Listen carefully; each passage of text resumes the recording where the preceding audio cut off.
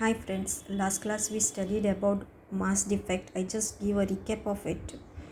We know that the masses of nucleons, that is proton and neutron, is more than that of the nucleus, and the difference in them masses is known as the mass defect, that is denoted by delta m. And this mass defect is converted in the form of energy by famous Einstein's equation E is equal to delta m c square. So what is this binding energy? So the loss in energy which is responsible for binding the nucleons together in a nucleus.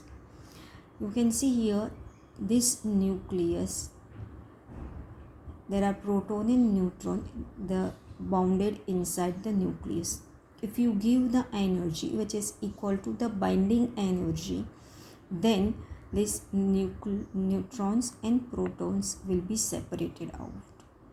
So binding energy is the total energy required to break or split the nucleus into its constituent neutrons and protons. Again I repeat, binding energy, that is EB, is the energy which is required to split this nucleus into its constituents proton and neutron, and that energy is known as binding energy. It is denoted by EB, binding energy of nucleus, and binding energy per nucleon, so binding energy divided by mass number. Now see these notations, you are aware of it. Z number of protons, A mass number, so A minus Z number of neutrons, MP mass of proton, small n mass of neutron, this capital N here, it is the mass of nucleus. So we know it. What is delta M?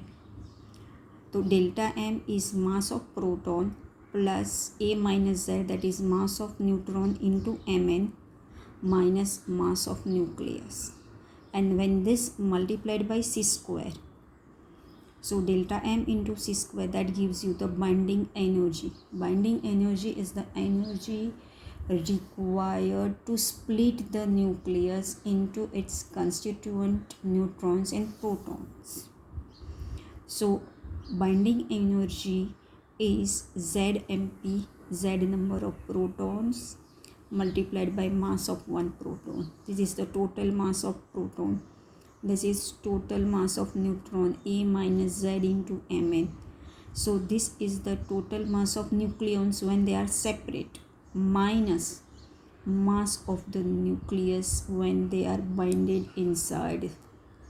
So this difference is the mass defect, and you multiply it by c square, that will give you the binding energy. And if you want to find the binding energy per nucleon, then it is total binding energy divided by mass number. So ZMP plus A minus ZMN minus Mn. This capital N, small n, don't get confused. This small n is neutron. This capital N is for nucleus. Mass of protons, mass of neutrons, they are separate, their masses are greater than when they are binded inside the nucleus. This is mass defect into c square divided by A, that is the mass number, that will give you binding energy per nucleon. So this is the energy required to extract the nucleon from the nucleus. I hope I am clear.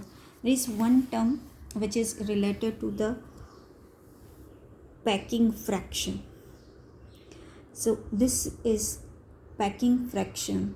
It is written, in short, it is written as P dot F, packing fraction of a nucleus.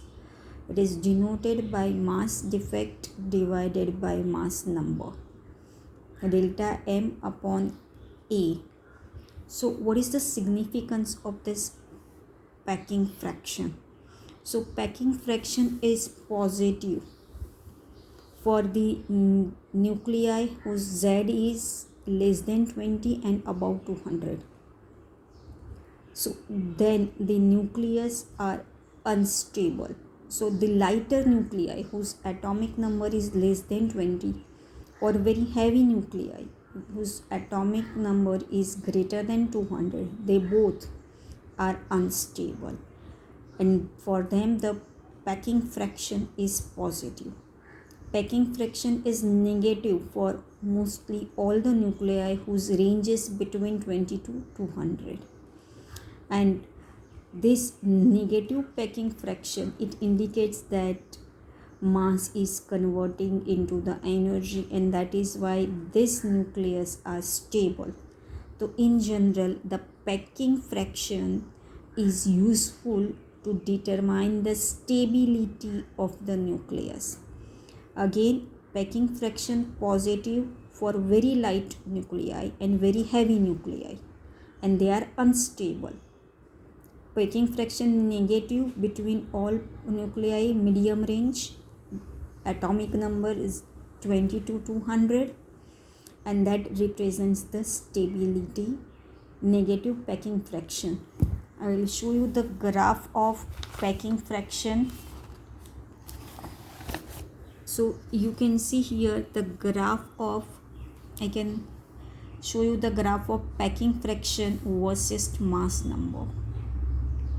So you can see here, these are the lighter nuclei. For them, the packing fraction is positive up to 20, and nearly from 200 onwards, their packing fraction is again positive. So this nuclei, heavier nuclei, and this lighter nuclei are not stable. This middle range from 20 to nearly 200, they are stable nuclei. For them, packing fraction is negative. So in short, lighter nuclei and heavier nuclei, lighter than 20, heavier than 200 mass number, the packing fraction is positive, the nuclei are unstable. Packing fraction positive from mass number 20 to 200, and for them the packing fraction is negative, they are stable nuclei. So all these values are useful just to understand the stability of atoms, that is packing fraction. Now let us study the binding energy curve. This is most important, very important. It has been deleted from your portion, but it is very important to understand this curve. This is first, always I tell you this, understand this is the graph of which versus what. It is a graph of binding energy per nucleon versus mass number. This is a graph of binding energy per nucleon versus mass number. So you can see here, these are the lighter nuclei. For them, the binding energy per nucleon is very less. Then for helium, it is little larger. For carbon, nitrogen, and then this Fe, it has the maximum. If you remember, we had done the numerical, nearly 8.8 MeV is the binding energy per nucleon in case of iron, and that is the most stable nuclei out of all atoms. The iron nuclei is the most stable one. Then nearly between them, the binding energy per nucleon is almost constant. But as you go for the higher, more than 200 mass number, they become again little less. And less binding energy per nucleon represents instability. More binding energy per nucleon, it represents that the nuclei is stable. So except the nuclei like helium, for lighter nuclei, for helium, carbon and oxygen. The binding energy per nucleon lie on the nearly a smooth curve. Why these peaks are noted? Because they have little more binding energy per nucleon. Then you can see here, so lighter nuclei, the binding energy is very less, except that peaks.